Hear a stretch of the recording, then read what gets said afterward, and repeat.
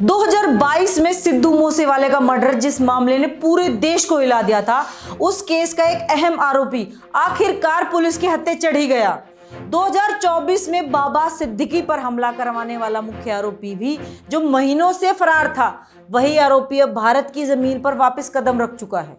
2024 में सलमान खान के घर पर हुई फायरिंग, जिसने बॉलीवुड से लेकर देश की सुरक्षा एजेंसियों तक सबको अलर्ट पर डाल दिया था, उस फायरिंग का मास्टरमाइंड वही अनमोल बिश्नोई, जो कि गैंगस्टर लॉरेंस बिश्नोई का भाई है, अमेरिका से डिपोर्ट कर दिया गया है और भारत की एजेंसियों ने उसे एयरपोर्ट पर ही दबोच लिया है। अमेरिका ने इस बार कुल 200 लोगों को डिपोर्ट किया है। इनमें से सिर्फ 3 लोग भारत से हैं और उन तीनों में से सबसे बड़ा नाम है लॉरेंस बिश्नोई का भाई अनमोल बिश्नोई। अनमोल अमेरिका में अवैध तरीके से घुसने के कारण पकड़ा गया था, इसी वजह से उसे सीधा डिपोर्ट कर भारत भेजा गया है।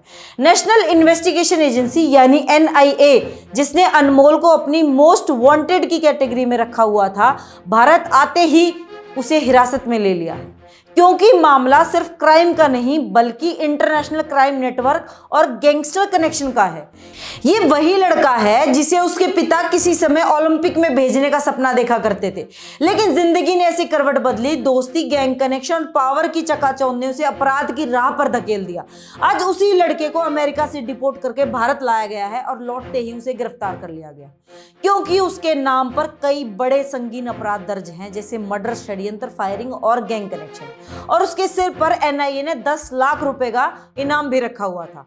अब अनमोल भारत में है और उसके वापस आते ही कई बड़े केसों की जांच तेज हो जाएगी। मूसेवाला मर्डर से लेकर सलमान खान तक अब कई केसों की फाइलें खुलने वाली हैं और कई राज सामने आने वाले हैं। लॉरेंस बिश्नोई का भाई अनमोल अमेरिका से भारत लाया गया है और पहली तस्वीरें सामने आ चुकी हैं और उसके साथ ही खुल गया है सबसे खतरनाक गैंगस्टर नेटवर्क का एक नया पन्ना।